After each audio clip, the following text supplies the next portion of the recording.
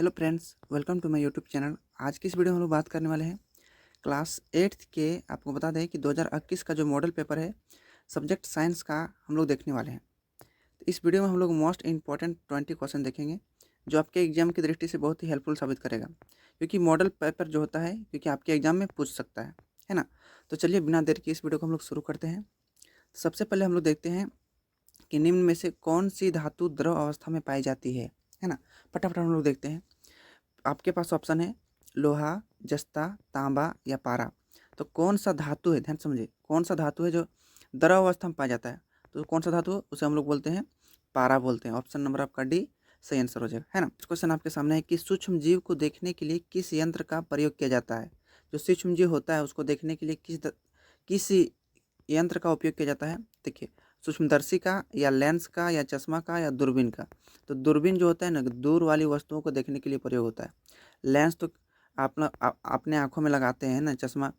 तो इसका सही आंसर हो जाएगा ऑप्शन नंबर फर्स्ट, यानी सूक्ष्मदर्शी से देखा जाता है सूक्ष्म जीव को, है ना, याद रखिएगा। नेक्स्ट क्वेश्चन देखते हैं कि चेचक के टीके की खोज किसने की। तो चेचक के टीके की खोज किसने की। आपके पास ऑप्शन है Louis Pasteur, Edward Jenner, Edward Fleming या रॉबर्ट हुक। तो इसका सही आंसर हो जाएगा ऑप्शन नंबर 2, एडवर्ड जेनर ने चेचक के टीके की खोज की, है ना। अब हम लोग नेक्स्ट क्वेश्चन की ओर बढ़ते हैं। नेक्स्ट क्वेश्चन बहुत ही इंपॉर्टेंट है। कहा है कि यौन आरंभ की उम्र क्या होती है। जो यौन आरंभ होता है कि उम्र क्या होती है, 10 से 12 वर्ष या 12 से 14 वर्ष या 15 से 18 वर्ष या 18 से 20 वर्ष। तो इसका राइट आंसर हो जाएगा 12 से 14 वर्ष जो होता है यौन आरंभ की उम्र होता है। अब नेक्स्ट क्वेश्चन की ओर हम लोग बढ़ते हैं। नेक्स्ट क्वेश्चन में आपके पास है कि ऋतुस्राव लगभग कितने दिनों के अंतराल पर होता है। जो ऋतुस्राव जो होता है महिलाओं में या स्त्रियों में, है ना, जो 12 वर्ष से शुरू होकर जो होता है आपका 45 से 50 वर्ष तक होता है ना। तो ये ऋतुस्राव जो होता है ना, कितने दिनों तक पर अंतराल में होता है। आपको बता दें कि 28 से 30 दिनों तक, है ना। 15 से 20 दिनों तक नहीं होता है, 20 से 25 दिन भी नहीं होता है, 25 से 28 दिन नहीं होता है, 28 से 30 दिनों तक होता है। प्रत्येक अंतराल में हो जाता है, यानी प्रत्येक महीना स्त्रियों में एक बार होता है 28 से 30 दिनों के बीच में। इसी को हम लोग ऋतुस्राव के नाम से जानते हैं। नेक्स्ट है कि गति की दिशा में परिवर्तन करने का क्या होता है। जैसे अब गति की दिशा में परिवर्तन का कारण क्या होता है। बल होता है, दाब होता है या क्षेत्रफल होता है या दिशा होता है। तो गति की दिशा में आप परिवर्तन करने करेंगे तो क्या हो जाता है। तो इसका सही आंसर क्या हो जाएगा, बल। अब नेक्स्ट क्वेश्चन है कि घर्षण बल कब उत्पन्न होता है। जब विपरीत दिशा में बल लगता है ना, या जब वस्तु पर आकर्षण बल लगता है, या जब दो वस्तुओं के सतह संपर्क होते हैं, या जब वस्तुएं किसी चीज़ को आकर्षित करती हैं। तो वस्तुएं किसी चीज़ को आकर्षित करती है, ये गुरुत्वाकर्षण बल लगता है। तो घर्षण बल कब लगता है, जब दो वस्तुओं के सतह संपर्क में होते हैं तो उसे घर्षण बल लगता है ना। अब नेक्स्ट है कि शरीर द्वारा श्वसन में कौन से गैस का उपयोग होता है। जो हम लोग शरीर में जो सांस लेते हैं, कौन सा गैस का ऑप्शन उत्पन्न होता है, मतलब हम लोग क्या करते हैं, उपयोग करते हैं। तो ऑक्सीजन, कार्बन डाइऑक्साइड, नाइट्रोजन या इनमें से कोई नहीं। तो आपको पता होगा हम लोग शरीर में कौन सा गैस सांस लेते हैं, आपको पता ही होगा, ऑक्सीजन लेते हैं, यानी इसका फर्स्ट नंबर ऑप्शन आपका राइट आंसर हो जाएगा, है ना। कार्बन डाइऑक्साइड तो पेड़ पौधे लेते हैं और कार्बन डाइऑक्साइड हम लोग छोड़ते हैं, है ना। तो हम लोग सांस क्या लेते हैं, ऑक्सीजन लेते हैं। नेक्स्ट है कि आग बुझाने के लिए सबसे अच्छा सर्वत्र उपलब्ध पदार्थ कौन सा है। आग बुझाने के लिए जल, हवा, बालू या मिट्टी, है ना। सबसे अच्छा चीज़ क्या है, देखो, हवा जो होता है, हवा में आपका ऑक्सीजन चला जाएगा तो आग और जल सकता है ना। तो जल बुझाने के लिए क्या कर सकते हैं हम, जल दे सकते हैं। जल में भी ऑक्सीजन पाया जाता है तो ये भी बुझा देता है, लेकिन पानी नहीं देना चाहिए, है ना। थर्ड दिया है बालू। मिट्टी तो हम लोग कोड़ ही नहीं सकते। बालू में बुझाने के लिए नंबर 1 परफेक्ट तरीका है, क्योंकि कोई आग यहाँ पर जल रही है तो अगर इस पर हम बालू देंगे ना एक साथ में, तो बालू में क्या होता है, कार्बन डाइऑक्साइड जाने नहीं देता है। तो क्या होता है, बालू से अच्छी तरह से बुझा देता है। तो इसका थर्ड ऑप्शन आपका सही आंसर हो जाएगा, बालू, है ना।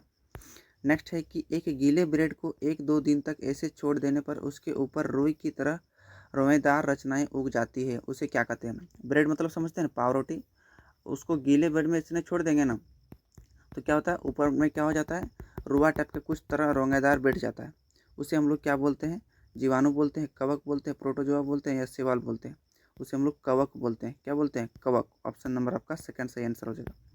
नेक्स्ट क्वेश्चन की ओर हम लोग बढ़ते हैं। खाना चाहिए, है ना, क्योंकि उसमें दर्द होता है। तो इसका फोर्थ नंबर सही हो जाएगा, 3, 2 और 3।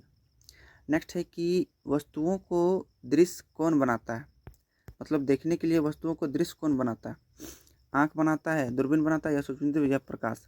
तो कोई भी वस्तु को हम लोग देख किसे पाते हैं, प्रकाश के कारण देख पाते हैं, लाइट के कारण देख पाते हैं। तो दृश्य कौन बनाता है, प्रकाश बनाता है। ऑप्शन नंबर 2 सही आंसर हो जाएगा। निम्न में से कौन सी जोड़ी हमेशा बराबर होता है आपतन कोण परावर्तन कोण, आपतित किरण परावर्तित किरण, या आपतन बिंदु अभिलंब, या अपवर्तक सतह या परावर्तक सतह। तो देखिए जो अभिलंब होता है हर एक सतह पर होता है, आने वाली किरण आपतित किरण, जाने वाली किरण परावर्तित किरण।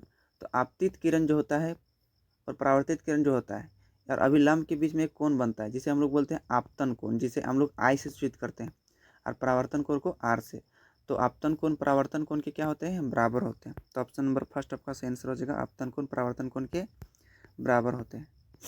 नेक्स्ट है कि अभ्यारण्य में मनुष्य की स्वतंत्र गतिविधि कैसे होती है, मतलब कोई भी अभ्यारण्य में मनुष्य की स्वतंत्र गतिविधि कैसी होती है, प्रतिबंध होती है, मतलब अभ्यारण्य हम कोई घूमने जाते हैं तो क्या वहाँ पर पूरा प्रतिबंध लगा देता है, या सीमित रहते हैं, या मनुष्य की इच्छा अनुसार, इनमें से कोई नहीं।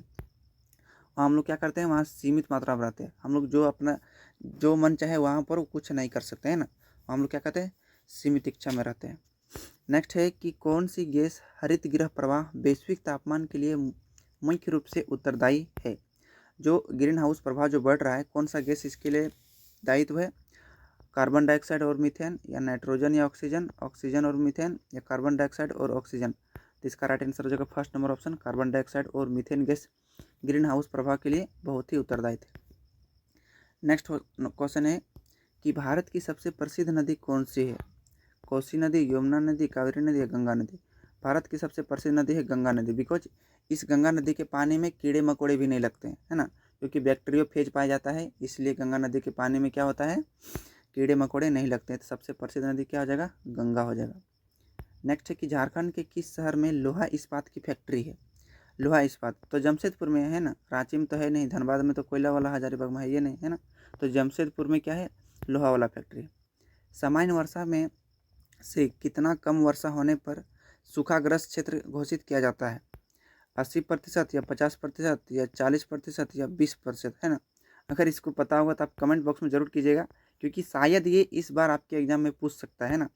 तो कौन वाला होगा आप लोग कमेंट जरूर कीजिएगा एक क्वेश्चन को। लास्ट क्वेश्चन है, भारत में कुल बाघों संरक्षित संख्या कितना है, तो कुल कितना है, 19 से, कितना है 19 से, है ना। तो याद रखिएगा ये वाला बहुत ही इंपॉर्टेंट क्वेश्चन है।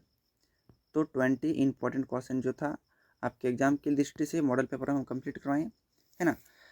तो इस वीडियो को एक लाइक कर दीजिएगा अगर आपको पसंद आया तो, और चैनल पर आप नहीं हैं तो चैनल को सब्सक्राइब करके बेल आइकन को भी दबा दीजिएगा, और साथ में अपने दोस्तों तक शेयर भी ज़रूर कर दीजिएगा।